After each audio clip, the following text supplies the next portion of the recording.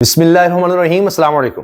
لیجئے جناب، یہاں تو جسٹس منصور علی شاہی سنبھالے نہیں جا رہے تھے حکومت سے کہ اب جسٹس اطہر من اللہ کی بھی انٹری ہو گئی ہے اور دبنگ انٹری ہوئی ہے۔ جو کچھ ہو رہا ہے عدلیہ کے اس ادارے کی بدقسمتی ہے۔ یہ کون کہہ رہا ہے؟ یہ جسٹس اطہر من اللہ سپریم کورٹ کے جج کہہ رہے ہیں، اور پھر کہتے ہیں 6 ججز کے خط پر اگر سپریم کورٹ ڈٹ جاتی تو آج یہ حالات نہ ہوتے۔ جسٹس اطہر من اللہ، اب اس میں بہت بڑے اشارے ہیں، بہت واضح موقف ہے جسٹس اطہر من اللہ کا۔ ایک تو یہ کہ اس وقت جو کچھ ہو رہا ہے عدلیہ کے اس ادارے کی بدقسمتی، یعنی جو اس وقت ملک میں چل رہا ہے یہ ادارے کی بدقسمتی ہے۔ میں آپ سے عرض کر چکا ہوں کہ سپریم کورٹ تو بطور ادارہ ختم ہو چکا ہے، اب وہ ایک محکمہ بن کے رہ گیا ہے، اس کی بھی آزادی بھی نہیں ہے، کچھ بھی نہیں بچا۔ پھر آگے کہتے ہیں 6 ججز کے خط پر اگر سپریم کورٹ ڈٹ جاتی تو آج یہ حالات نہ ہوتے۔ 6 ججز کا خط آپ کو یاد ہے، مداخلت کے بارے میں تھا۔ ججز کو دھمکایا جاتا ہے کہ یہ فیصلہ دیں، نہیں مانتے تو ان کے خاندان کو تنگ کیا جاتا ہے، ہراساں کیا جاتا ہے، یہ سب کچھ کیا جاتا ہے۔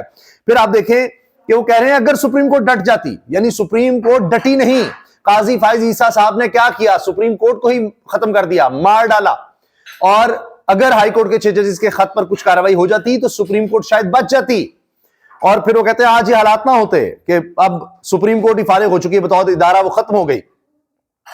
جسٹس اطہر من اللہ صرف یہی نہیں کہہ رہے، اس کے ساتھ ساتھ انہوں نے بینچ سے الگ ہونے کا بھی اشارہ دے دیا۔ اگر یہ بینچ کارروائی جاری رکھنا چاہتا ہے تو میں بینچ سے الگ ہو جاؤں گا۔ ہمارے سامنے اس وقت کوئی کیس ہے ہی نہیں، ہمارے سامنے جو اپیل تھی وہ غیر مؤثر ہو چکی۔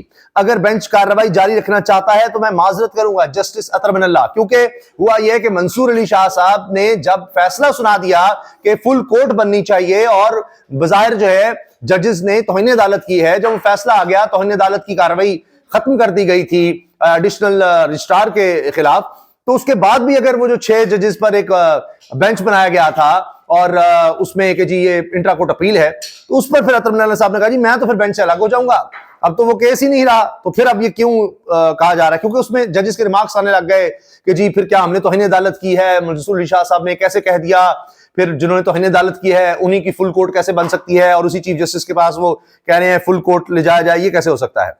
تو ثاقب بشیر صاحب نے اس پر لکھا ہے سپریم کورٹ کے ججز میں دراڑ بڑھ گئی۔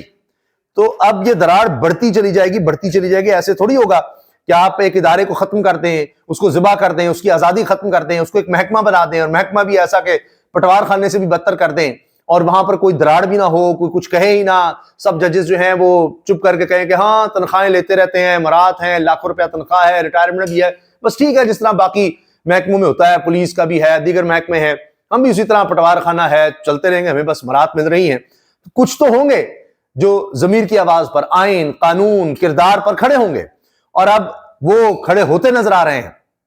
اسی لیے حکومت کو مصیبت پڑ گئی اور فوری طور پر اب اجلاس بلا لیا ہے کہ جی ججز لگانے ہیں، سپریم کورٹ میں 8 ججز لگائیں، تاکہ جو آزاد خیال، آئین، قانون، کردار، ضمیر کے ساتھ کھڑے ہونے والے ججز ہیں ان کی تعداد کو کم کیا جا سکے۔ فل کورٹ کا بھی فیصلہ آیا ہی ہے منصور علی شاہ صاحب کا، تو اسی وقت آپ دیکھیے کہ دوڑیں لگ گئی ہیں، پریشانیاں بڑھ گئی ہیں کہ یہ کیا ہو گیا ہے۔ ایک اور خبر یہ ہے کہ 190 ملین پاؤنڈ ریفرنس میں عمران خان اور بشرا بی بی نے سزا کے خلاف اپیل دائر کر دی ہے اسلام آباد ہائی کورٹ میں۔ یہ خبر دیکھیے، مسلم لیگ نون کے سینئر رہنما کا نواز شریف کو خط، شکایات کے انبار لگا دیے۔ انہوں نے کہا جی جس طرح سے یہ پارٹی کو چلایا جا رہا ہے، پارٹی کہیں نظر ہی نہیں آ رہی، اگر اس طرح پارٹی چلائی جاتی رہی تو کارکنان میں مایوسی پیدا ہوگی۔ سینئر نائب صدر مسلم لیگ نون، کیونکہ ہوا یہ ہے کہ اب شریف خاندان یہ خاندانی پارٹی ہے، انہوں نے یہ فیصلہ کر لیا ہے کہ ہم نے تو پارٹی کو ڈیل سے چلانا ہے، ہمیں ووٹوں کی ضرورت ہی نہیں ہے، فارم 47 ہے، الیکشن کمیشن ہے، کوئی قاضی فائز مل جائے گا، اور ضرورت ہی نہیں ہے، کیا ضرورت ہے کمپین کریں، جلسے کریں، جائیں آئیں، لوگ کنونس کریں، کوئی کام کریں، کوئی ضرورت نہیں ہے، ڈیل کرو فارم 47 کے تحت، تابعداری دکھاؤ، اور بس لوگوں کی ضرورت ہی نہیں ہے، بیٹھ گئے نا آ کر، کوئی مسئلہ نہیں۔ انہوں نے یہ سوچ لیا کہ اب ہمیشہ ہی الیکشن ایسے ہوں گے جس طرح اب مل گئے ہیں، نہ عوام کی ضرورت ہے، نہ ووٹر کی، نہ کارکنوں کی، کسی چیز کی ضرورت نہیں ہے، آپ کو ضرورت ہے صرف ڈیل کی، تابعداری کی، تو اس میں ہم ماہر ہیں، اب آئندہ ایسے کام چلائیں گے۔ عالیہ حمزہ ملک صاحبہ، جن کو کہا جا رہا ہے اہم ذمہ داری پنجاب میں ملنے جا رہی ہے تحریک انصاف کی طرف سے، انہوں نے کہا ہے محسن نقوی نے باہر جا کر جو تحریک انصاف کی خدمت کی، اگر عمران خان صاحب باہر ہوتے تو وہ کہتے یہ میرے 13ویں کھلاڑی ہیں، ہم تو چاہتے تھے کہ یہ 2-4 ملاقاتیں اور کرتے۔ عالیہ حمزہ ملک صاحبہ یہ کہہ رہی ہیں، ان کا مقصد کہنے کا یہ ہے کہ جی جس طرح جس سے بھی ملے ہیں وزیر داخلہ محسن نقوی صاحب, تو اس نے بعد میں ٹویٹ کر دیا عمران خان کے حق میں کہ فری عمران خان, فری عمران خان. تو کہتی ہیں کہ تو اچھا تھا اور لوگوں سے مل لیتے تو اور زیادہ عمران خان کے حوالے سے بات آ جاتی. تو یہ باتیں انہوں نے کی ہیں. اس لحاظ سے وہ کہتی ہیں کہ 12ویں کھلاڑی تو مریم نواز صاحب ہیں ہماری, عمران خان کہتے ہیں, تو 13ویں کھلاڑی اب محسن نقوی, انہوں نے اس لیے ان پر تنقید کی ہے. سپریم کورٹ میں نئے ججز کی تعیناتی کے لیے جوڈیشل کمیشن کا اجلاس طلب. اب دیکھیے جس دن فل کورٹ بنانے کا منصور علی شاہ صاحب کہہ رہے ہیں اسی دن یہ خبر آ رہی ہے کہ اجلاس بلایا گیا ہے اور اجلاس میں 5 ہائی کورٹ سے 5 سینئر ججز کے ناموں پر غور کیا جائے گا. 11 فروری کو اجلاس بلایا گیا ہے جس میں عدالت عظمیٰ میں یعنی سپریم کورٹ میں 8 نئے ججز کی تعیناتی پر غور کیا جائے گا. 11 فروری کو دن 2 بجے اجلاس میں 5 ہائی کورٹ سے 5 سینئر ججز کے ناموں پر غور کیا جائے گا. یہ ہے جناب اب آج جو بڑی خبر سامنے آئی. اب یہ دیکھیے کہ عمران خان نے جو نئے لیڈرز اتارے ہیں اس میں جنید اکبر خان کی صوبائی صدر خیبر پختونخوا اور چیئرمین پبلک اکاؤنٹس کمیٹی بننے کے بعد مالاکنڈ آمد عوام نے ریلی کی شکل میں استقبال کیا. تو یہ سٹارٹ ہے جو 8 فروری کو آپ نے دیکھنا ہے, جو مزاحمت اب جو آنے والے دنوں میں جلسے جلوس ریلیاں ہونی ہیں اس کا اب یہ پیش خیمہ ہے. یہ دیکھیں آپ. اچھا یہ ہیں جی عالیہ حمزہ صاحبہ نے جو بات محسن نقوی صاحب کو تو میں صرف اتنا کہہ سکتی ہوں کہ جو خدمت انہوں نے پاکستان تحریک انصاف کی وہاں جا کر انجام دی ہے تو بہت شکریہ آپ کا. حادثہ باہر ہوتے تو شاید یہ کہتے کہ محسن نقوی صاحب کے 13ویں کھلاڑی ہے. 12ویں کھلاڑی تو ماشاءاللہ موجود ہے اور وہ بتا بھی رہی ہے کہ میں پاکستان تحریک انصاف کی 12ویں کھلاڑی ہوں. اچھا اب ایک بہت بڑی مثال, یہ بہت سوچنے کا مقام ہے موجودہ حکمرانوں کے لیے کہ لوگوں میں کتنی نفرت ہے ان کے لیے. اب ہوا یہ تھا کہ مریم نواز صاحبہ کے حوالے سے خبر یہ آئی کہ جی عتیق میر ہیں یہ تاجر رہنما کراچی سے. تو احسن اقبال صاحب ایک تقریب میں گئے تھے اور وہاں پر تاجروں سے مل رہے تھے تو عتیق میر نے کہہ دیا کہ جی آپ ایسا کریں کہ وزیر اعلیٰ سندھ مراد علی شاہ کو آپ رکھ لیں اور مریم نواز صاحبہ کو یہاں پر لگا دیں وزیر اعلیٰ سندھ کا.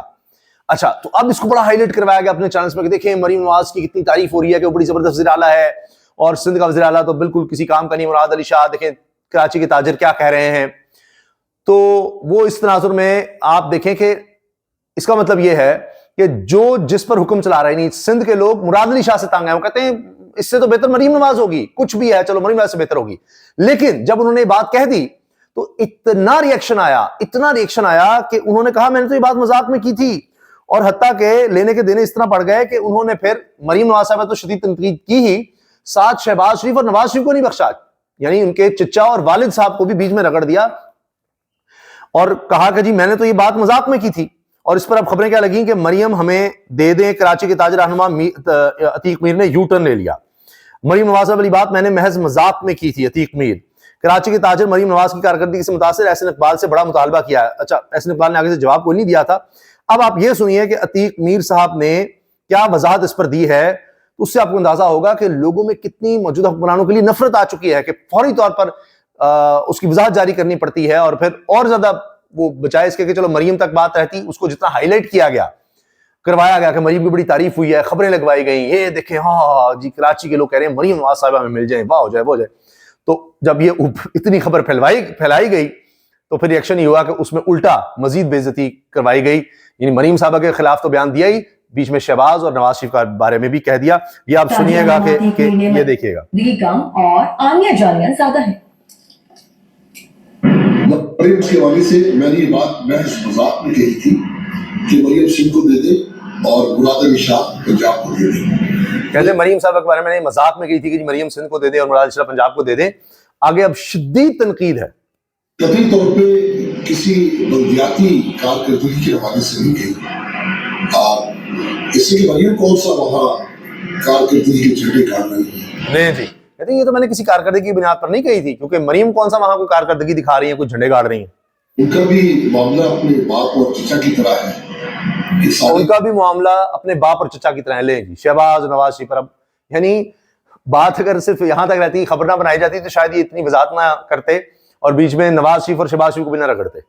معاملہ دیکھو ساری آنیہ جانیہ دیکھو, اس لیے یہ اس بیان کی حقیقت یہی ہے کہ جو یہ تو خاندان ایسے کہتا ہے کہ ہماری کارکردگی دیکھو, ہماری آنیہ جانیہ دیکھو.